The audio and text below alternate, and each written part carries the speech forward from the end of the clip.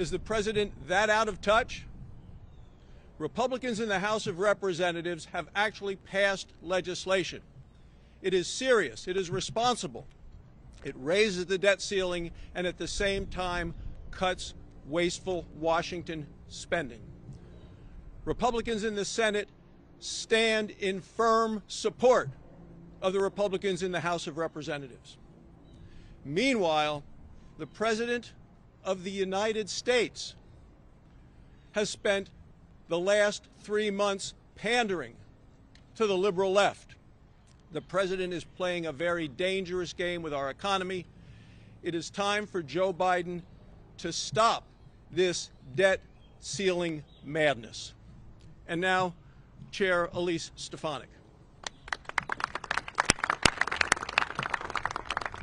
Thank you, Chair Barrasso. I apologize. I'm losing my voice. We've been so focused on communicating this important issue to the American people. It's an honor to be here today with both our House and Senate Republican colleagues to highlight our joint commitment to a solution that would responsibly raise the debt ceiling, strengthen our economy, and address our nation's debt crisis. For over 100 days, Joe Biden and House and Senate Democrats have refused to offer a sensible solution to our nation's debt crisis. Their only plan, which is no plan at all, is to ignore this fiscal crisis and do nothing to limit spending, save taxpayer dollars, or grow the economy. Democrats have put our economy at tremendous risk. Republicans remain the only ones who have taken action to avoid a default on our debt. It's long past time for Joe Biden and Democrats to do the same. But today, with only 15 days until the June 1st deadline, Joe Biden is jetting off to Asia. Whether it's the border crisis, the energy crisis, or this debt crisis, Joe Biden continues to run away, pass the buck from each crisis that his policies have created. It's now my pleasure to introduce one of my good friends and our colleagues in our partner chamber, Senator Mike Lee, who has been such a tremendous leader in unifying the Senate Republicans in support of our Limit, Save, Grow Act. Senator Mike Lee.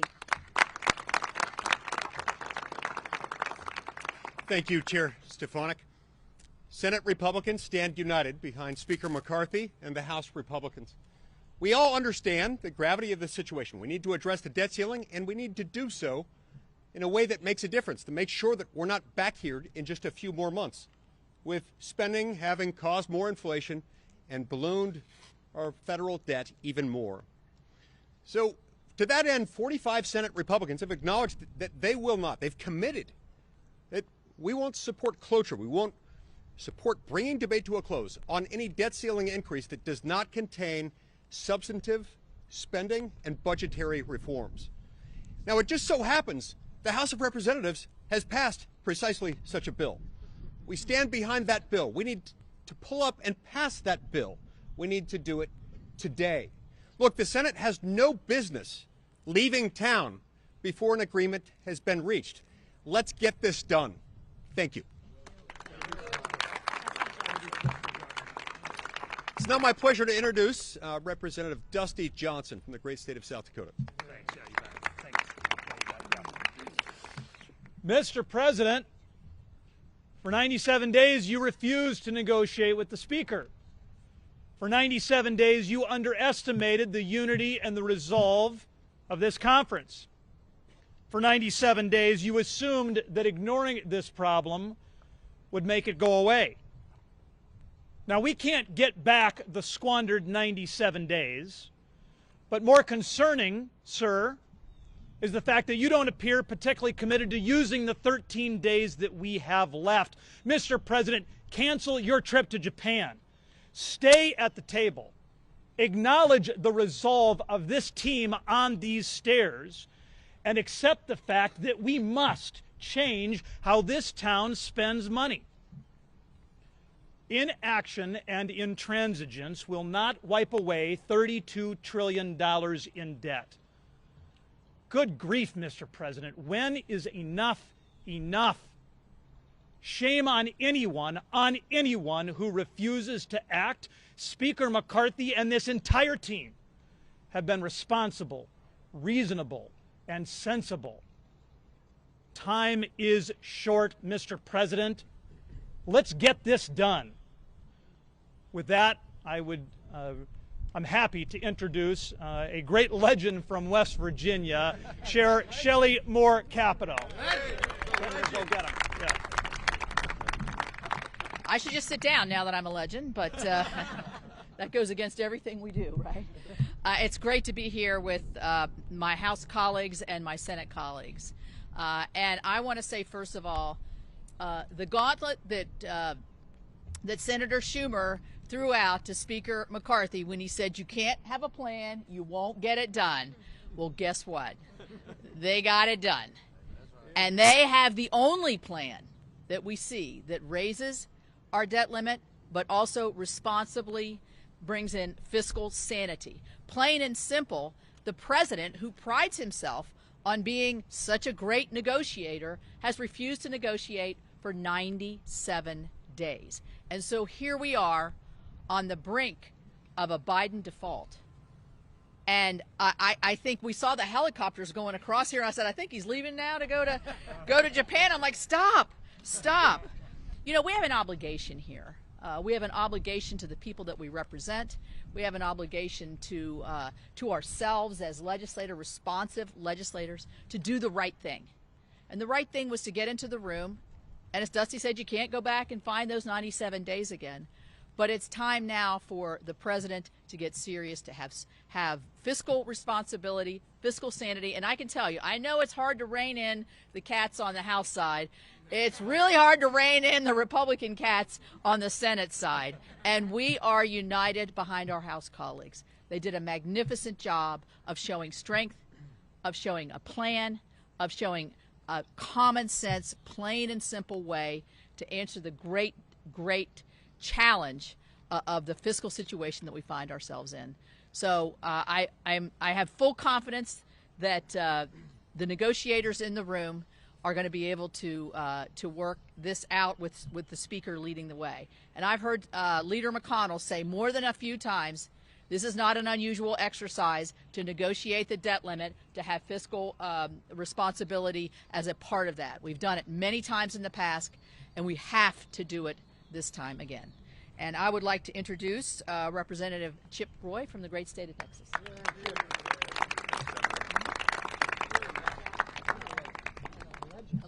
So this is what the west side of the Capitol looks like. Mr. Speaker, thank you. Thank you to the senators who came over. After months of saying he would not, President Biden now has done what we all knew he would do: sit down and negotiate with Speaker McCarthy and the representatives of the people. This is not surprising, because Americans saw Republicans pass a common-sense, responsible fiscal path forward for America and realized that the only person talking about default is President Biden. Now the president says we must trade away all but perhaps the most basic of reforms that we passed in the bill. But throughout his posturing, the president has failed to realize the most fundamental and important truth: that the core of this debate is not whether the federal government will default on its debt. It won't. But whether we will continue to allow this nation to default on the American dream. The truth is, the dream is out of reach for too many Americans. And the biggest obstacle is the very government entrusted to protect it. So we gather here today on a bicameral basis to send a message to the president. This legislation is purposeful, not political. We stand for the hardworking American family unable to afford groceries, gas, housing, or health care because of inflation fueled by trillions of dollars in reckless spending. The plumber that never took out a student loan but is now being forced to pay for his neighbor's master's degree, or the veteran paying for a liberal arts major to get the same student loan benefits he earned by risking his life for his country. The nurse who wants to save lives without a federal bureaucrat saying she has to take a needle. The blue-collar workers watching their way of life sacrificed to the altar of climate fetish, while billions of tax dollars of corporate tax credits go to crony subsidies in the so-called Inflation Reduction Act. The rancher in Texas putting diesel in his truck but forced to subsidize a tech worker making six figures to buy a Tesla hundreds of miles away. Minority and poor taxpayers trying to make ends meet that an expanded IRS audits 3 to 5 times more than other Americans. We're standing up for the Americans who simply want their country back.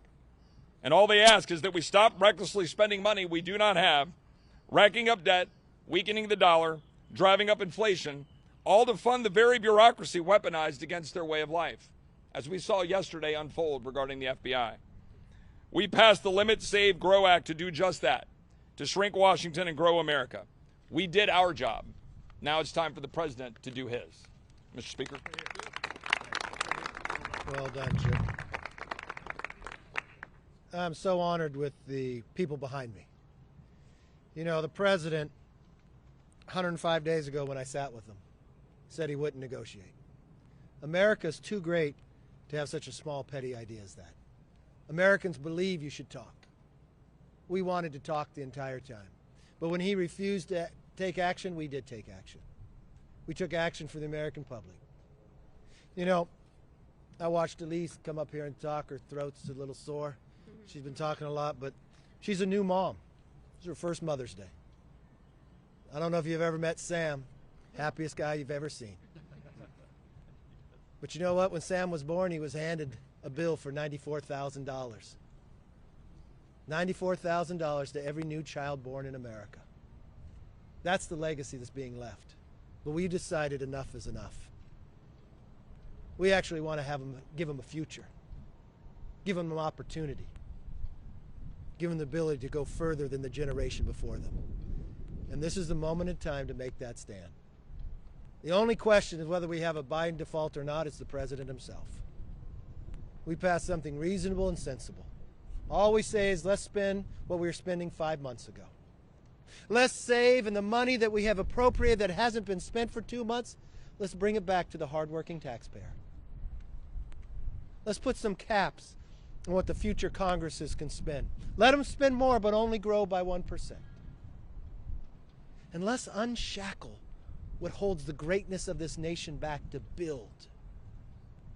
Let's cut the red tape to have that permitting reform. And you know what? Let's help those that need a challenge to take them from poverty to a job.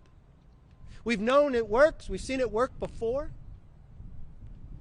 Let's not settle for what we have today. Inflation, dependency on China, runaway spending. Let's know what America can be, and let's achieve it. With that, let's take some questions. Yes, sir. So while Republicans have proposed this plan to the president, you still have Democrats who are still trying to put certain different plans federal spending. Looking at things like FMLA, they're still trying to put that on the table. Is there still an avenue that Republicans would entertain those federal programs, or is that something that's completely off limits? Look, the way the founders created this government, which is so amazing, the House passes the bill, the Senate could pass a bill, and then we could go to conference. Unfortunately, the Senate under Schumer, the only thing I think they've passed, what I've noticed is March is Maine maple syrup month. I don't know if they want that in the bill or not, but I would entertain that. There's nothing to go to conference with a Democrat idea. And the sad part, when I sit with the Democrats, their ideas are old. You know what they think? We should just tax more. But anyone who would look at what's going on, if you look at the 50-year average of what comes in from the taxpayer of America, normally we bring in 17% of our GDP. Right now we're bringing almost 20%. Do you know how many times in modern history that has ever happened? That much? Only 2 times, in 1944 and 2000. But if you look at how much this government is spending, on a 50-year average, we usually spend 21% of GDP. He's at 23.6 going to 25. It is not a revenue problem. It is a spending problem.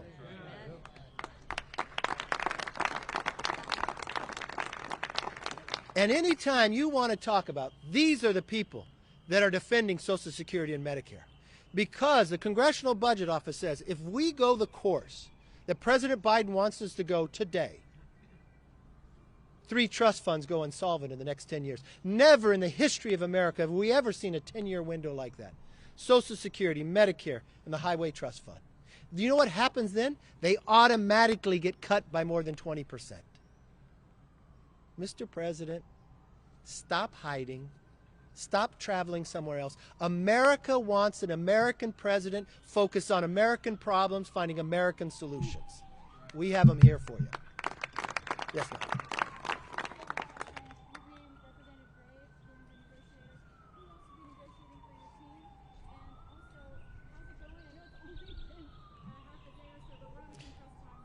Look, I go in the room as well, and my staff, and the president has put 2 people in there. If there's certain topics come in, I'll have certain other members come in and talk as well. The difficult part here is the timeline. We didn't act based upon what Yellen said, because she said this was months later. We acted because we never wanted to be here. This is the worst way to govern. And I hope the American people see that the Republicans in the House do not ignore problems.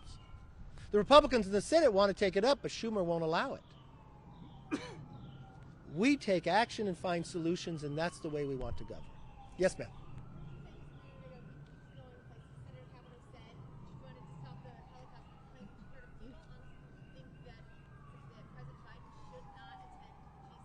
Look, he's the President of the United States. He's a grown man. He can make a decision where he wants to go.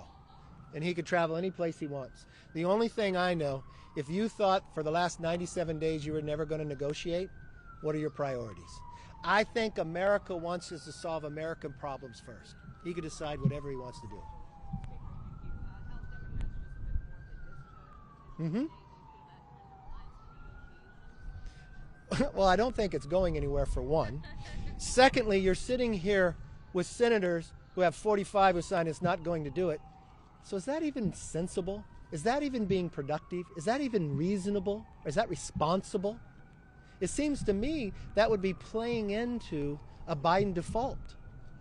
I think America public is tired of those political games. You know, when we devised our bill, it wasn't a bunch of Republicans saying, let's just give these Republican ideas. When we talk about work requirements, Senator Biden voted for that. President Clinton signed it into law. We watched every study after the fact take people from poverty and provide a job for them. So we saw Americans lifted up. We saw welfare rolls drop. We saw more people have houses. More people could afford to send their kids to college. We saw the positive of that. When we thought about, what about limiting the growth of government in the future years, we didn't say we had to cut every year. We saw a Democrat Senator Manchin propose a 1% growth each year. We tried to grab things that both sides, even if they wouldn't talk to us, let's put something together to make sure it's reasonable. I will tell you, if it was Chip Roy and Dusty and I sitting in a room and we were going to draft something that we said just we want, it would have looked different. But we wanted to be reasonable and sensible. Does the American public think it's wrong if we simply saying, let's spend what we spent 5 months ago? But every moment I've spent with the president, he doesn't want to go there. He does not want to go back $1. I literally ask him, what is finally the number? Is it $40 trillion in debt? How much before you say, let's stop borrowing from China and not looking at places that we're wasting our money in? Every household does that, and we should do it too. Yes, sir.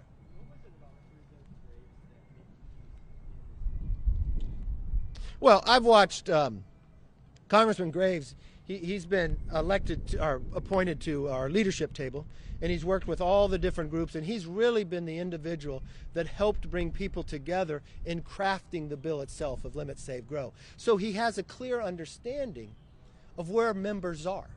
So when you're sitting in that room, I didn't want to put somebody in that room who didn't have a sense. He is a former staffer. He's a former member working in government. He understands policy. Many people would call him a policy wonk. But at the same time, my staff is in there with him as well. So we want as many voices and many understandings of where the bill went and what we would like to see for a conclusion.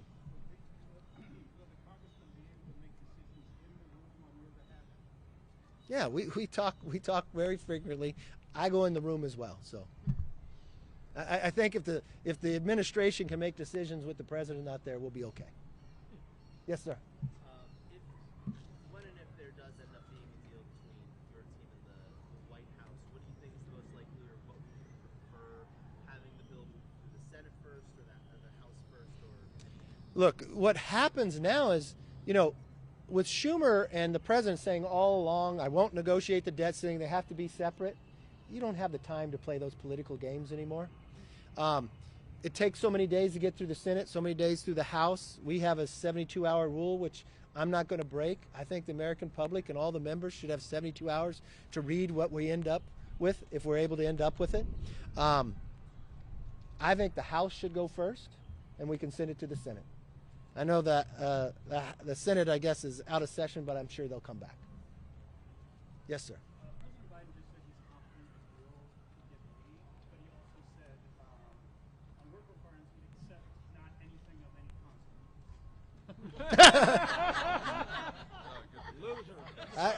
I don't understand anything that has consequence. This is a senator who voted for work requirements.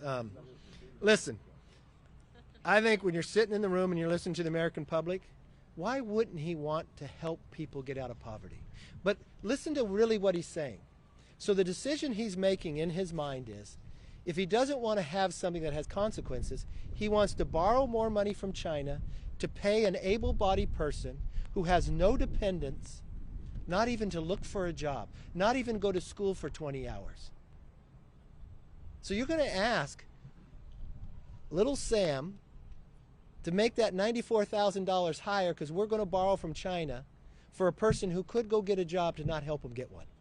So what you're going to have is a supply chain that doesn't work as well, more dependency on China, and making America in a weaker position. I think that's wrong. So I wish he was here, then we could debate it even more. Yes, sir. Oh, you already asked one. Are you open to considering a tax increase on the No. Did you listen? Were you here earlier? No, I'm not being a jerk. But have you read the CBO numbers or anything? Okay, so on a 50-year average, we normally bring in 17% of GDP. We're bringing in 20%. You know how many times in history we've done that? Twice. 1944 and 2000. So if we're bringing in normally 17, we're bringing in 20, that means we're bringing in more money than any time in American history. But what we're spending, for the last 21 years, we spent more money than we brought in. But instead of only spending 21% of GDP like we normally did for the last 50 years, when the Democrats came in, they spent $6 trillion. Now, I don't know if you're an economic major or whatever, but if you study Morton Friedman, he would tell you the only place that inflation is created is government. So that $6 trillion brought us inflation. So what did that do? Your money goes less. You have less money to spend. It doesn't go as far. We've had, of our 4 biggest bank failures in America, we had 3 of them in the last couple of months. Why? Because interest rates went up. Because the only way you curve inflation is you make interest rates higher than the inflation rate. So what does that do? That harms people from buying houses. That means you're paying more on your credit card. But that means every taxpayer is paying more because our debt. So we're going to pay more on interest. But he went all the way up to 23%. So we're spending more than we spent in 50 years, but we're bringing in more than we've been in 50 years. So I go back to your question. Having that knowledge now, would you raise that question again? Yeah, but would that be a way to No. some of the provisions? No, it's very clear. You know what I told the president 105 days ago when I sat in the Oval Office? I have no preconceived notion of what we have to do in the debt ceiling except 2 things. We're not going to raise taxes, and we're not going to pass a clean debt ceiling. But we have to spend less than we spent the last year. So let's sit down and talk about that. But he decided, no, I shouldn't negotiate with somebody. I'm just going to do what I want to do, my way or the highway. That's not the way our government is designed to work. It's not the way business works. It's not the way your household works. And it's not going to work here either. Yes, ma'am. Speaker, at the beginning of the week, the White House came out sounding positive about progress being made. You ended up responding that you felt like you were very far apart. I'm curious if you could put now in terms of numbers and having a deal, one, talks falling apart. On that scale, how close are you to having a deal? Look, I don't know on a scale. I'm not going to scale you. But I'll tell you this. Earlier in the week, all the way through this, I just want to be honest with the American public. I went to Wall Street more than a month ago to warn them we're not meeting. It's a problem. I went to you day in and day out, and you made fun of me. You're saying, oh, you just want to have a meeting. No, I didn't want to be here at this moment, at this time. Then we passed our own bill. We never would have had a meeting had we not raised the debt ceiling ourselves. We put an idea of how to do it. The only thing I'm more optimistic about, he finally agreed to something that every other time we've been able to solve a problem has worked. The structure of negotiations. But now we're along such a short timeline, it makes it almost harder. But if there's one thing you know from me, I never give up. I have the grit, the perseverance, and we're going to get it done. Thank you all very much.